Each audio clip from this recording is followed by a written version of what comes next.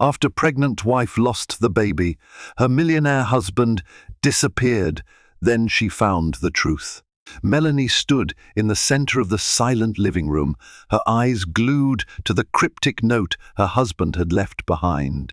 Only yesterday they had been comforting one another after the devastating loss of their unborn child. Now he was gone, vanished without explanation, leaving behind a yawning emptiness that mirrored the vacancy in her womb. The brilliant Manhattan skyline glimmered outside the window, taunting her with its promise of lights and life. Questions swallowed Melanie's mind. Where had he gone? Why did he leave? And most importantly, what ugly secrets lay hidden beneath the glittery veneer of their millionaire lifestyle? A single piercing beep cut through the sterile air of the maternity ward at Mount Sinai Hospital in New York City. Melanie's hands trembled as she clutched the edge of the hospital bed, her face pale and glistening with sweat. Over the past few months, she had come to this place every week for routine checkups. She had memorized the fluorescent panels on the ceiling, each flicker etched into her anxious mind. This was not how any of it was supposed to end. When the doctor entered with a somber expression, Melanie's heart sank. She half expected some form of mercy or saving grace, but the doctor's words were calm and final. The baby was gone. A fleeting hush weighed upon them, far heavier than any sound could be. Then came the wave of sorrow crashing through her body. In a moment of bitter realization, the hopes and dreams she had nursed for 9 months dissolved into an ocean of grief. Her husband, Christopher Ashford, was a man of contrasts.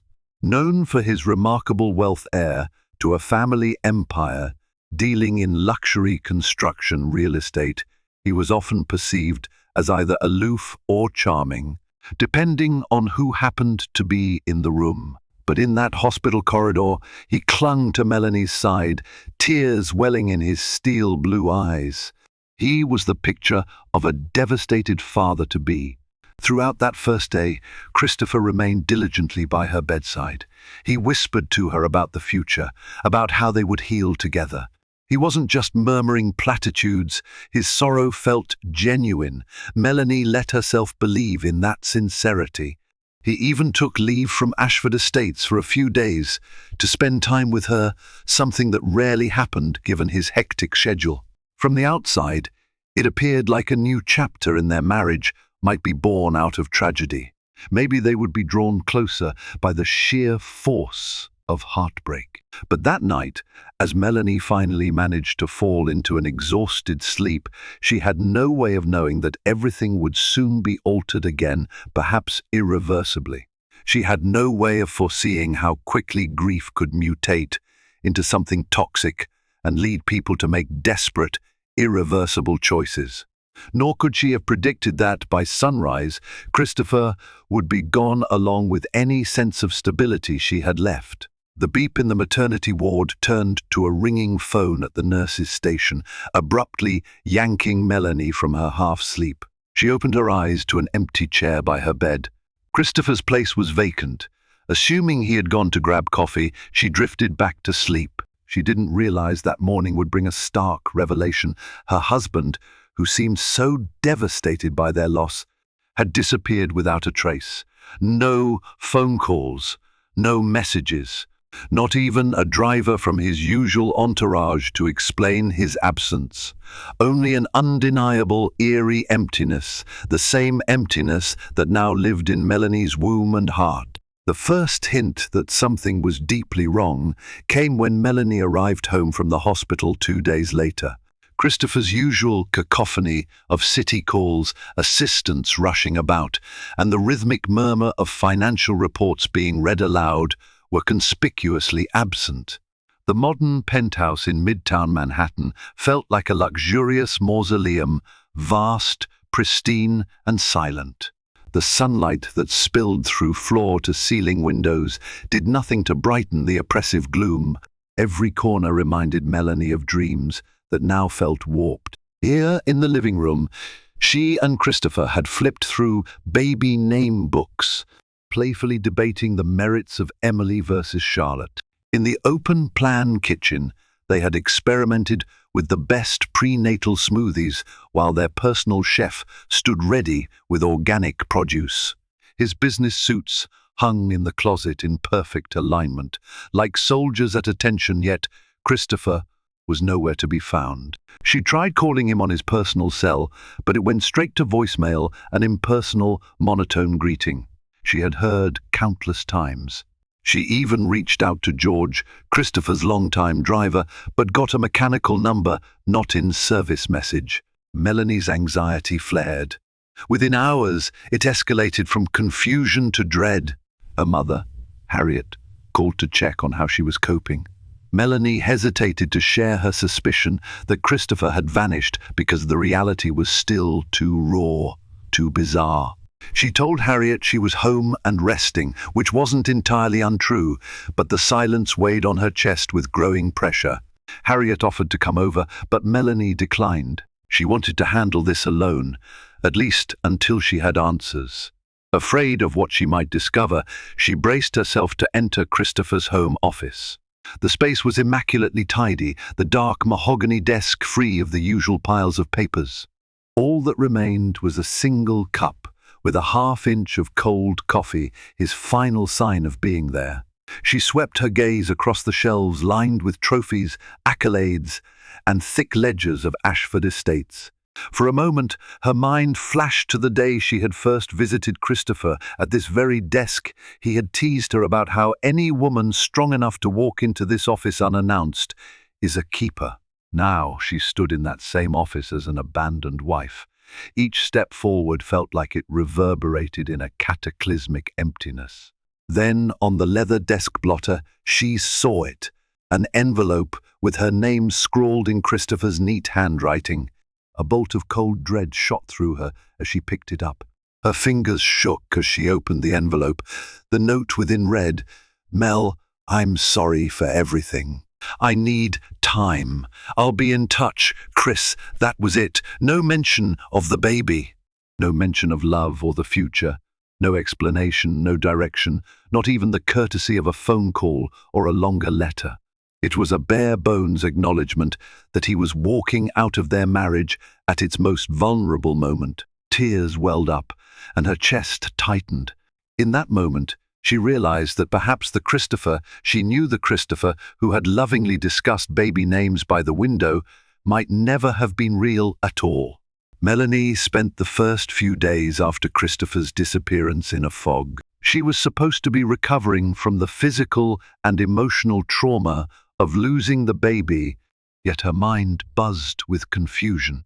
She tried to contact the staff who worked for Christopher, personal assistants, project managers, even the board members of Ashford Estates, but everything led to dead ends. One or two politely claimed personal leave, while others said they had not heard from him in weeks. She realized with mounting horror that no one in his inner circle knew where he was. It crossed her mind to file a missing person report, but the succinct message he left behind suggested he was gone by choice. Besides, Christopher was an adult, and the police might not prioritize a wealthy executive's disappearance if there was no sign of foul play. She played with the idea that maybe he'd had a breakdown after the loss of their child. Perhaps he was too overwhelmed with grief and needed time alone, but that explanation nagged at her instincts. Something about it felt too convenient. Desperate for clarity, she began searching the house for clues. In their bedroom, she found Christopher's wardrobe intact, his formal suits, his hand-stitched Italian shoes, his cufflinks. Only a few items were missing: a small suitcase, some casual clothes, and his passport from the top drawer of the bedside table. But that was enough to raise her suspicion. If he was so stricken with grief that he had to go off the grid, why bother with his passport? It was late at night when she found a second clue that changed everything. In Christopher's office, cleverly tucked behind a row of ledgers, Melanie spotted a small, battered notebook. The cover was plain, but the handwriting inside was Christopher's. Skimming through it, she found cryptic entries about bank transfers, addresses she did not recognize, and cryptic references to Shoreline. Her heart pounded as she realized this might be more than random scribbles. Some entries were about large sums of money shifting from one offshore account to another. Others mentioned names she had never heard him speak of: Henry Dubois, Matsumoto, Kroner. As her confusion grew, she questioned how she could be so intimately married to a man and yet know so little about his business dealings. Perhaps, she rationalized, these were legitimate real estate operations, but something about the scrawled notes, the coded language, the layering of accounts made her skin crawl. Why was Christopher funneling money like this? Just then, she remembered an offhand remark from a close friend about how Christopher's father had once been entangled in financial controversies. The Ashford name had emerged from that scandal years ago, seemingly unscathed. Christopher had brushed it off, describing it as old family drama. But now, holding that battered notebook, Melanie sensed that the seeds of that drama might be sprouting anew. She closed the notebook, her heart pounding in her chest. Perhaps the tragedy of losing the baby was only the tip of the iceberg. The deeper Melanie dug, the more certain she became that Christopher's disappearance wasn't just a reaction to grief, it was part of something far more sinister. The next day, Melanie awoke with red, swollen eyes, the remnants of fitful sleep clinging to her. The city's bustle outside felt jarring. New York carried on, unfeeling, as if her world hadn't just collapsed. She made herself coffee, each sip tasting bitter, with the realization that her husband might be involved in secrets she never fathomed. She spent the morning vacillating between heartbreak over the baby and anger toward Christopher. Their child's nursery remained half-finished, a poignant reminder of love, hope, and motherhood, now brutally crushed. She ran her hand along the crib's rail, her tears dripping onto the pale blue sheets they had bought just a month ago. Then she forced herself to focus on something else, on unearthing the truth, no matter how ugly. The battered notebook had become a lifeline of sorts, the only tangible evidence she had. She pored over the cryptic entries, transaction dates, bank codes, and references to something called Shoreline. Her familiarity with Christopher's handwriting told her he wrote these notes hastily.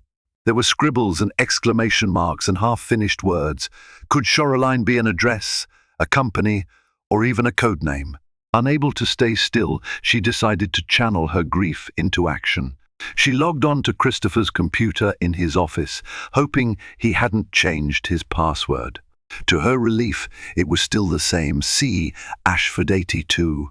Before opening any files, she paused, feeling a strange thrill of trepidation. She was about to step into a shadowy realm that Christopher had obviously kept hidden. But she had to do it because everything else in her life had already gone up in flames. Her first discovery was that Christopher's email was nearly empty. Even his spam folder seemed suspiciously barren. A wealthy real estate mogul should be swimming in business correspondence, right? Then she found a single archived folder named Misc Travel. Inside, there were flight itineraries, all within the last 3 months, trips to the Cayman Islands, Zurich, and Luxembourg, locations notorious for their private banking and offshore accounts. She recognized some of the flight dates. On at least 2 of these trips, Christopher had claimed to be in Chicago for a real estate conference. She caught her breath. Had he been lying for months, possibly years? For a moment, a wave of nostalgia crept in. She remembered their wedding day at the Plaza Hotel, when Christopher had pledged himself to her in sorrow and in joy. Their years of carefully curated love felt like an illusion. Yet, heartbreak and shock transformed into determination. She shut the laptop, bracing herself for a deeper descent into Christopher's hidden world. At that moment, she made a vow. She would not allow herself to be the helpless victim or the grieving mother left behind. Even if she had lost her child, even if her husband had vanished, she would fight. She owed it to herself, and she owed it to the child she would never hold. If Christopher had secrets, she would uncover them no matter the cost. 2 nights later, Melanie lay awake, replaying memories in her head. The clock on the nightstand read 2:37 a.m. When she gave up on sleep, she slipped out of bed, put on a robe, and walked into Christopher's office. Despite her exhaustion, a determined restlessness spurred her forward. She opened the battered notebook again, running her finger over the entry that read Shoreline, contact JD signed Doc 7/17. JD, she whispered into the darkness. Who was that? She turned on the desk lamp, the warm glow illuminating the pages of the notebook. Determined to find JD, Melanie began rummaging through Christopher's old letters and unfiled receipts. Within half an hour, she stumbled upon a business card printed with embossed letters. Jeremiah Dunham International Asset Management, London, New York, Hong Kong. A phone number was listed, along with an email address. The initials JD stood out in her mind. Her heart throbbed with adrenaline. There was every chance this was connected to the shady dealings she suspected Christopher might be involved in. With the time difference, London was waking up soon. She could either call or send an email. Impulsive and desperate, she picked up the phone. On the third ring, a groggy male voice answered, "Hello? This is Jeremiah." Melanie hesitated but mustered her resolve. "Hi, Mr. Dunham. My name is Melanie Ashford. I believe you're acquainted with my husband, Christopher Ashford." There was a pause, followed by a slight intake of breath.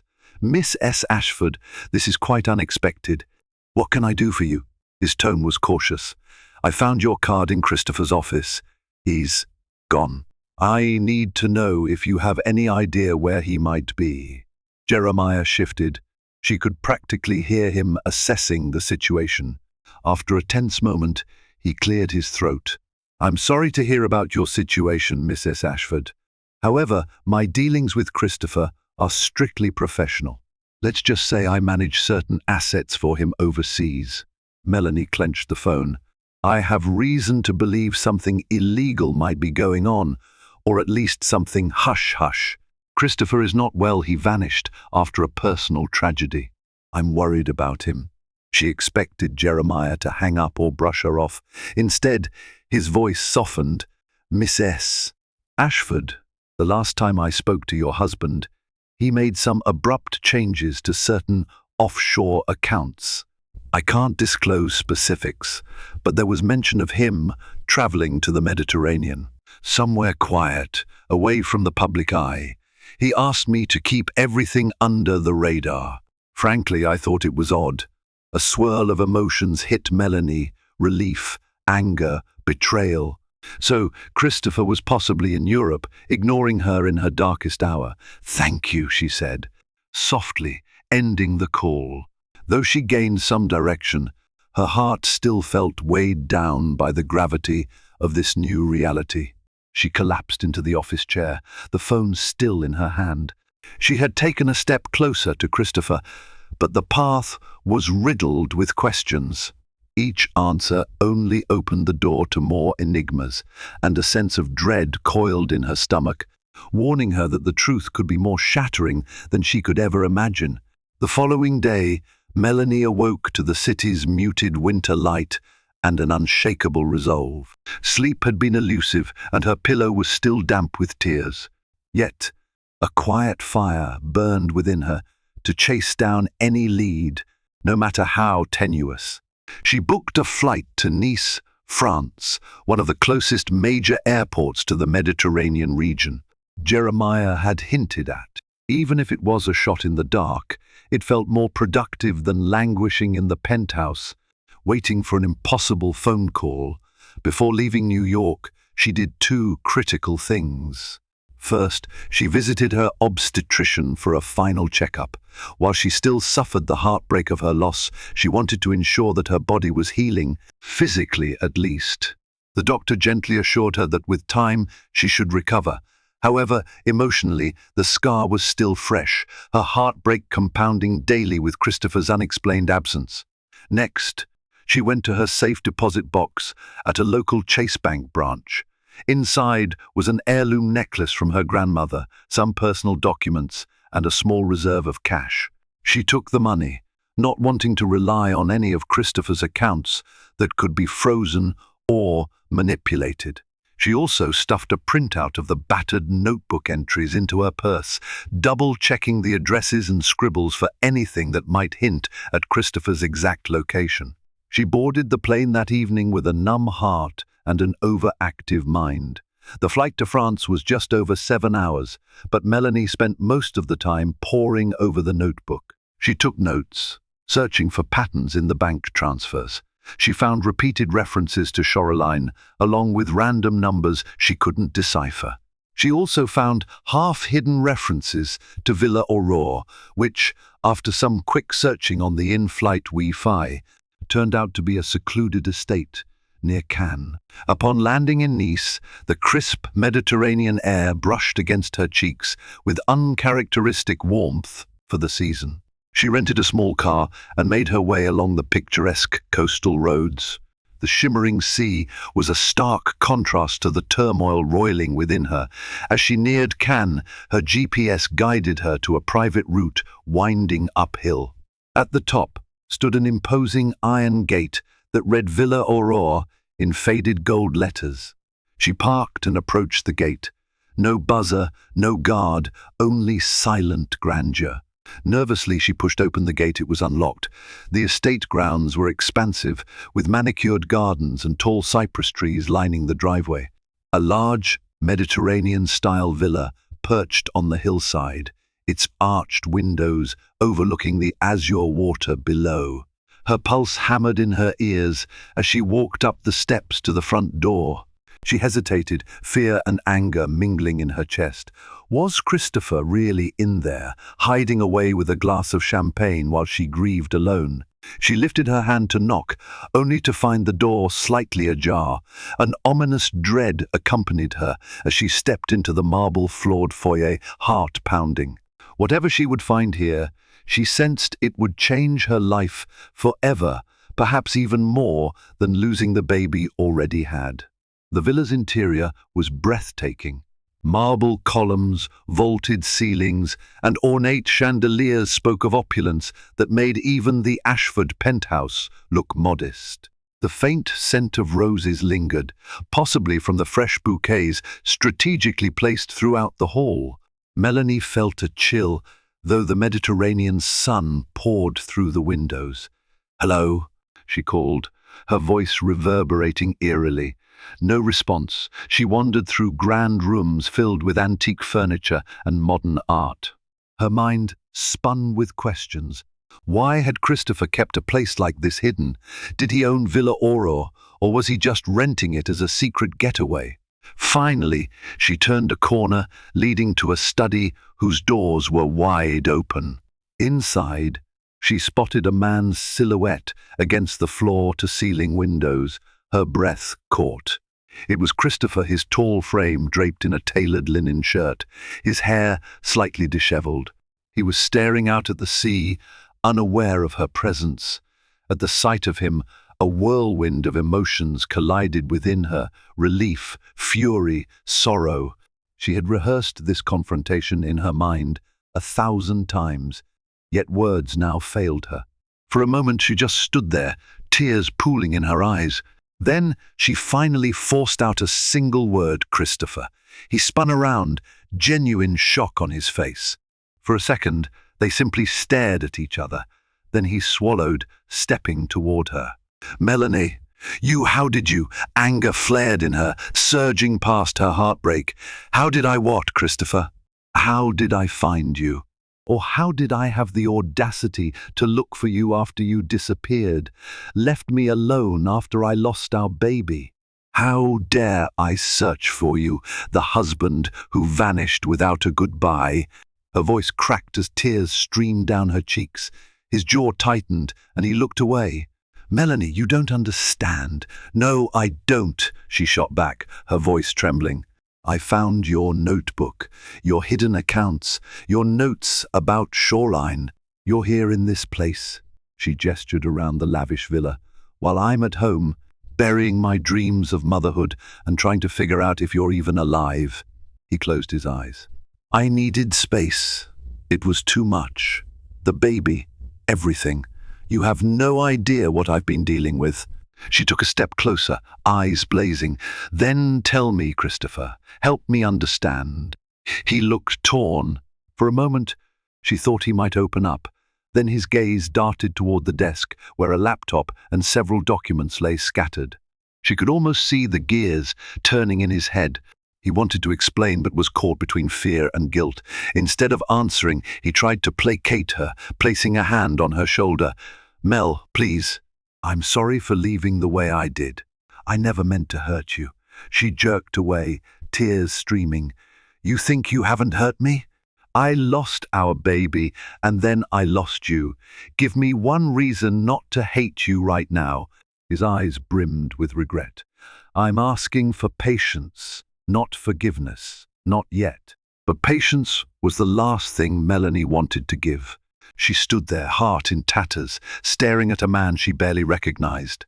In that silent room overlooking the Mediterranean, she realized their love might already be too broken to mend. Yet, with the swirling secrets in the background, she knew this was only the beginning of the answers she had come so far to find. Christopher offered Melanie a seat in the study, but she remained standing, arms crossed over her chest, braced for conflict.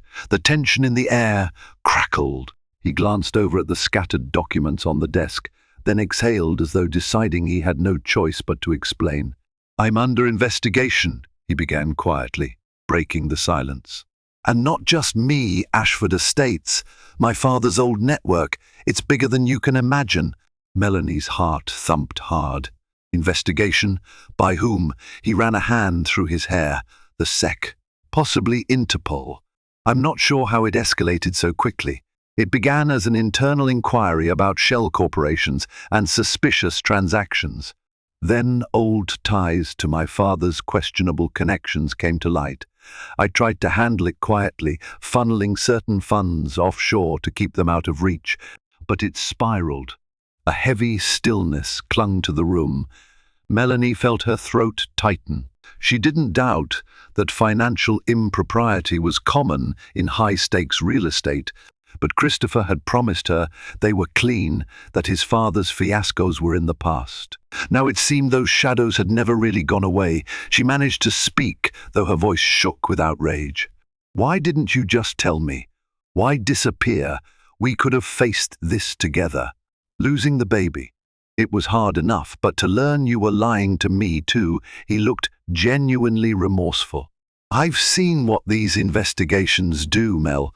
The stress, the public scrutiny. After we lost the baby, I couldn't bear the thought of dragging you through that. I needed time to figure out a plan." "Your plan was to run away?" she demanded. Christopher's posture stiffened defensively. "Not run away, lay low, protect you.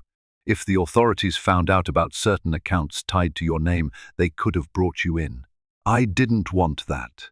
And after the baby, I was a wreck, Mel.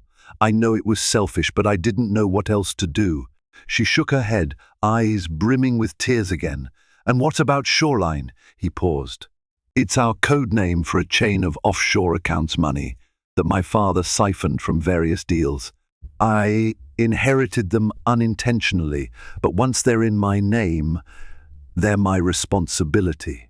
I tried to settle it quietly, to keep some of the money safe in case everything else got seized."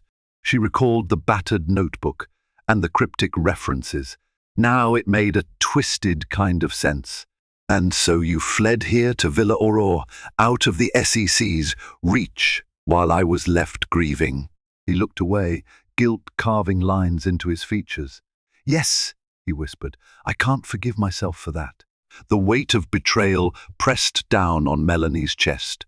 She wanted to scream, to curse him for breaking her heart and trust. but a sliver of concern gnawed at her too, because part of her still loved him. Part of her wanted to believe that he had good intentions, even if he chose the worst possible way to act on them. "So, what now?" she asked, voice trembling. "Do you plan to stay hidden here forever?"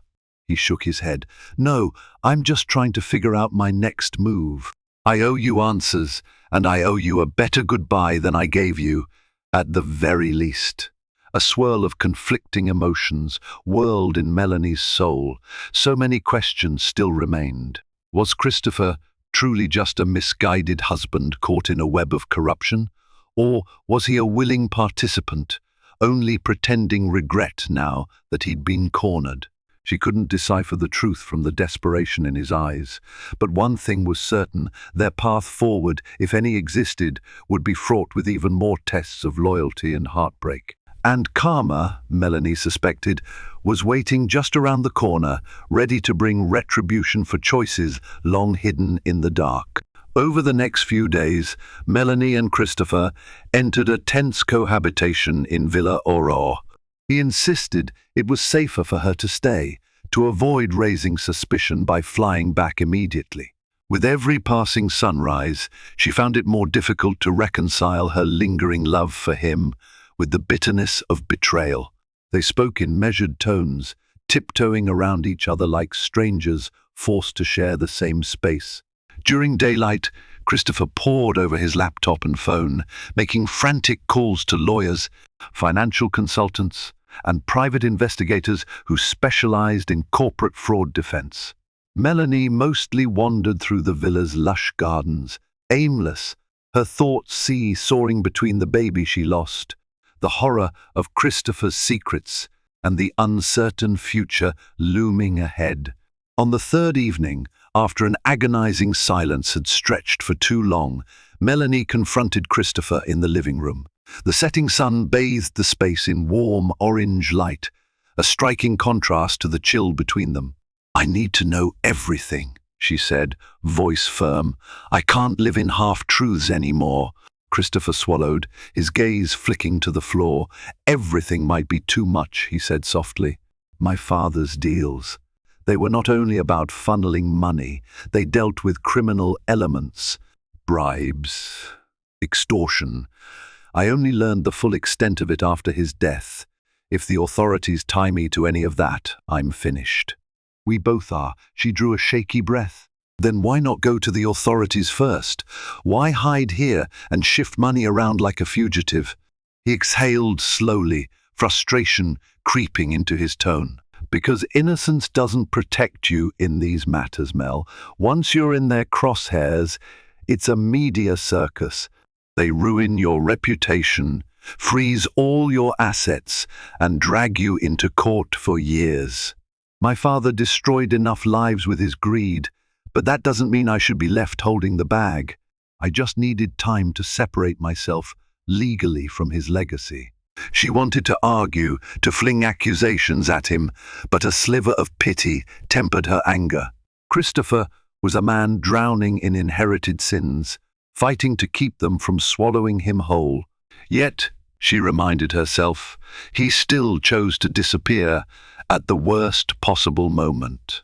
"Meanwhile," she said, voice tinged with bitterness, "I'm left alone, burying our child without my husband." His face contorted, tears gathering in his eyes. "Don't you think I know what I've done? Don't you think I hate myself for it? Every night since I've been here, I've replayed it in my mind, wishing I could go back." She blinked away her own tears. For a moment, she saw not the aloof millionaire, but the man she once loved completely. The man who had slow danced with her on their wedding day, who had kissed her forehead and promised to be there for every heartbreak. Her heart clenched painfully. Love and anger warred within her, leaving her speechless. Silence fell again, broken only by the distant murmur of waves against the shore. Whatever the future held for them, whether they had a chance to rebuild or were doomed to fall apart, Melanie knew she was standing at a crossroads. She could walk away now and let Christopher face the storm alone, or stay and risk being entangled in a scandal that could consume them both. The next step would define not just their marriage, but her own sense of self. A week passed in uneasy limbo. Melanie found herself drifting through the villa's lavish corridors, barely sleeping, while Christopher orchestrated delicate legal maneuvers from makeshift war rooms in the study. Every phone call, every whisper felt like a balancing act on a razor's edge. One evening, Christopher's phone buzzed just as they sat down for a guarded dinner. He answered with a curt, "Yes?" The color drained from his face as the person on the other end spoke. After ending the call, he looked at Melanie with dread.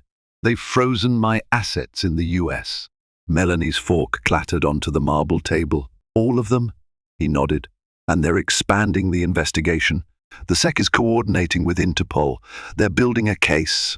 My lawyers said it's only a matter of time before they get a warrant for my arrest, either here or in the States."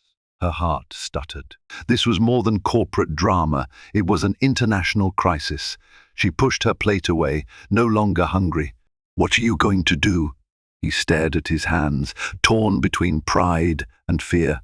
"My instinct says to flee again, keep moving, but that would only make me look guiltier." He paused, then drew a shaky breath.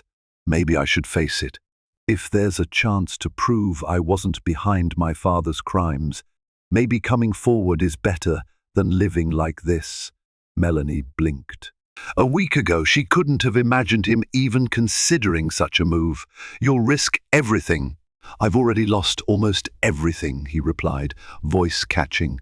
His gaze flicked across the table to her. "And I've cost you the chance to properly grieve and move on."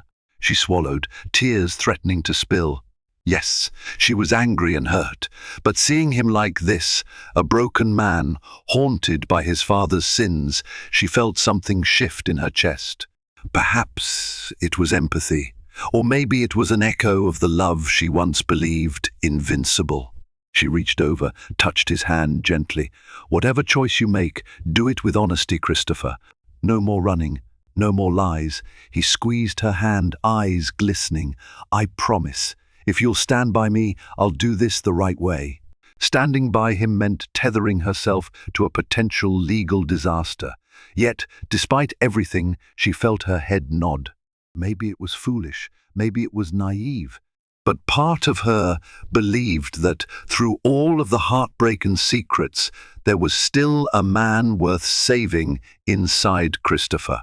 They spent the rest of the night strategizing with his attorneys, preparing statements, and drafting plans to return to New York. Each conversation weighed heavily on Melanie. She couldn't help but wonder if she was signing up for another round of heartbreak. The baby's loss loomed over her, fueling her determination that this time, if Christopher wanted to salvage their marriage, he had to do it openly and bravely. In the midst of their quiet alliance, a tremor of hope stirred. Perhaps, just perhaps, confronting the truth, no matter how brutal, was the only way for both of them to find redemption. They had been living in the dark for too long. It was time to face the daylight, even if it meant being scorched by the full heat of karmic retribution. 2 days later, they left Villa Aurore under the cover of a cloudy dawn. Christopher insisted on traveling separately to avoid drawing attention. Melanie was torn between relief and anxiety. She boarded a flight to JFK, mind churning over what might greet her on the other side. Would Christopher truly follow through, or would he vanish again? When she landed, a barrage of missed calls and messages hit her phone. Reporters had gotten wind that Christopher Ashford was returning to the United States, and they were swarming the luxury penthouse. News segments on local channels blared images of Christopher's face alongside headlines like "Ashford Heir Under Investigation," "Offshore Accounts and Fraud Allegations." Melanie slipped into a discreet rental car and headed straight for Harriet's modest home in the suburbs to avoid the media frenzy. Her mother greeted her with a mixture of relief and worry. Harriet knew bits and pieces enough to be deeply concerned, but not enough to fully grasp the intricacies of Ashford Estate's legal troubles. They spent a tense evening watching the news and waiting for Christopher's confirmation that he had landed safely. Finally, around midnight, Melanie's phone rang. She answered with a tightness in her chest. "It's me," Christopher said, voice unsteady. "I'm in custody." Her world momentarily spun. "Custody? You said you'd come forward," he sighed on the other end of the line. "I did, but apparently they've gathered more evidence than I knew. My lawyers are here and they're doing what they can, but the prosecution is pushing for a severe bail amount." A million questions fought for space in her mind. She sank into Harriet's couch, trembling. "Are you okay?" she finally managed. "As okay as one can be in a holding cell," he replied, a hint of dark humor lacing his tone. "My court appearance is tomorrow morning. Can you be there?" Melanie's voice wavered. "Yes, of course." She hung up and stared at the phone. Harriet, sensing her distress, wrapped an arm around her. "You need to rest. Tomorrow's going to be difficult." The next day, Melanie arrived at the courthouse to a chaos of flashing cameras and shouted questions. She wore a simple black dress, her hair pulled back to keep a low profile. Still, reporters screamed at her, hurling questions about Christopher's guilt, the family fortune, and their marriage. With Harriet at her side, she pushed past them into the imposing building. Inside the courtroom, Christopher looked pale and exhausted, but attempted a faint smile when he caught Melanie's eye. His lawyer tried to argue that Christopher was cooperating fully, but the prosecutor painted a damning picture of a powerful scion orchestrating an elaborate offshore scheme to hide hundreds of millions of dollars. The baby's tragic death was mentioned only briefly, as if it were a minor footnote in the sensational narrative. Melanie's heart pounded. This was the harsh reality of Christopher's karma, slamming into him without mercy. If there was any silver lining, it lay in the fact that he had shown up, ready to face what he had run from. Yet, seeing him in handcuffs threatened to break her heart anew. The gavel banged and bail was set at a staggering figure. Even with his resources, paying such an amount would be no small feat. As the press swarmed outside, Melanie stepped away, tears rolling down her cheeks. She couldn't deny it. Christopher was paying for the sins inherited from his father. But part of her also believed that confronting these consequences might be the only way they could ever hope to reclaim a life untainted by secrets and lies. Christopher spent the next 3 weeks out on bail, confined mostly to the penthouse under strict conditions. The media continued to feast on the saga. Millionaire air fights for innocence. Ashford scandal grows. The once regal Ashford name now dripped with scandal in every headline. Meanwhile, Melanie endured sleepless nights and a never-ending stream of questions from reporters who camped outside. Though still battered by grief, she found a surprising well of resilience within herself. Perhaps it was the crucible of losing her child, or maybe it was realizing she could withstand more than she ever believed. She began coordinating with Christopher's legal team, searching through old archives, trying to find evidence that would prove he never authorized the illegal deals. It was grueling, but in those long hours side by side, she and Christopher formed a cautious partnership, no longer starry-eyed lovers, but two people bound by a shared determination. Sometimes she felt flickers of the closeness they once had, late-night dinners, huddling over dusty papers, occasionally catching each other's eyes and exchanging a rueful smile. Yet there was a solemn undertone to everything. The memory of the baby they lost, the betrayal, and the uncertain future hovered around them like a ghost. At a key meeting in their living room, Christopher's attorney, a wiry man named Michael Peterson, gestured to a stack of documents. "These prove that your father engaged in fraud, Christopher, but not necessarily that you did. However, it's tricky because the accounts were eventually transferred into your name." Christopher rubbed his forehead. "Then I need to show that I had no knowledge or involvement in those manipulations when they happened." Michael nodded. "Yes, exactly.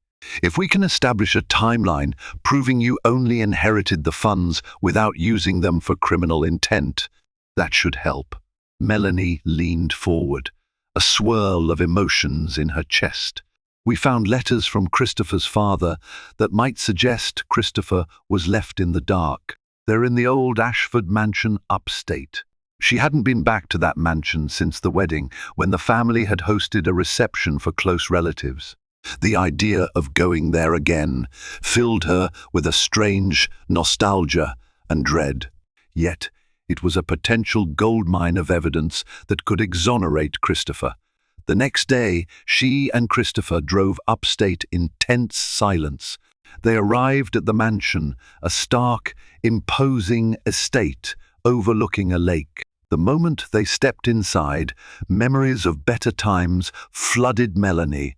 The laughter of wedding guests, clinking champagne glasses, Christopher's proud father showing off the Ashford legacy. Now, every corner was steeped in the aura of secrets finally brought to light. They searched room by room, rummaging through old drawers and dusty filing cabinets. Eventually, in the late patriarch's study, Melanie found an oak chest containing letters, notebooks, and carefully preserved financial ledgers from decades past. Among them were correspondences that showed Christopher's father had orchestrated shell companies and bribes long before Christopher had even entered the business. Melanie's heart pounded. This could be the proof Christopher needed. They packed the documents carefully, each page feeling like a stepping stone toward redemption. As they locked the mansion behind them, Melanie felt a glimmer of hope. They still had a mountain of legal battles ahead, and the pain of their lost child would never fully vanish. But maybe, just maybe, they were forging a path to something new, if not the life they once imagined. Then at least one grounded in truth. Courtroom 7B was packed to the brim when the trial began in earnest. The prosecution laid out a damning timeline of the Ashford family's hidden accounts, their suspicious transactions, and Christopher's role within the company. Melanie felt her stomach twist every time she glanced at Christopher. He looked resolute, but the tension around his eyes spoke volumes about the fear he was battling inside. When it was the defense's turn, Christopher's attorney introduced the newly discovered letters and ledgers, painting a narrative of a manipulative father who had meticulously hidden criminal dealings from his son. Christopher took the stand, voice quivering at times, describing how he'd first learned about these corrupt practices and how he had tried, albeit poorly, to extract himself without public scandal.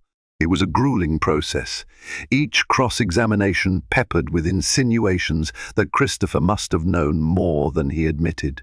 Reporters scribbled furiously, camera shutters clicked. Melanie sat through each session, heart pounding, fists clenched in her lap. This was the crucible where their lives would be decided. After days of testimony, the moment of judgment arrived. The judge's gavel banged, and the room held its breath. The judge acknowledged the wrongdoing of Ashford Estates under Christopher's father, but noted Christopher's delayed yet eventual cooperation and the lack of concrete evidence tying him personally to orchestrating the fraud. Still, there was the matter of those offshore accounts. Christopher might not have created them, but he had tried to hide them. In the end, Christopher was spared prison time for the bulk of the charges, but was given a hefty financial penalty and community service. The judge sternly reprimanded him for failing to disclose the fraud immediately and described it as a moral lapse of grave consequence. Ashford Estates was to be placed under close supervision, with a portion of its assets liquidated to pay for fines and restitution to affected parties. Outside the courthouse, the media descended like locusts. Microphones and cameras surrounded Christopher and Melanie, but they pushed through, ignoring the shouted questions. Once inside their waiting car, both exhaled in unison, relief mingled with the understanding that life would never be the same. Days later, a sense of surreal calm followed. Christopher's net worth plummeted from the multi-millions to a fraction of what it once was, eaten away by settlements and penalties. He resigned from Ashford Estates Board, handing the reins to an independent trustee. The lavish penthouse was sold to pay off debts and legal fees. Karma had landed a swift and brutal blow, stripping away the illusions of grandeur and privilege that had defined Christopher's entire identity. Through it all, Melanie stood at his side, but not without boundaries.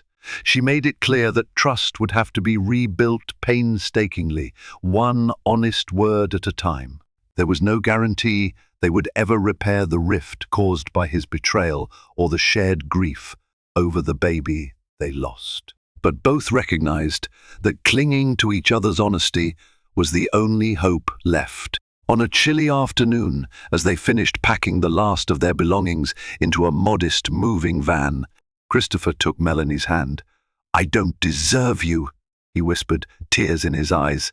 She regarded him with a mixture of sadness and lingering love.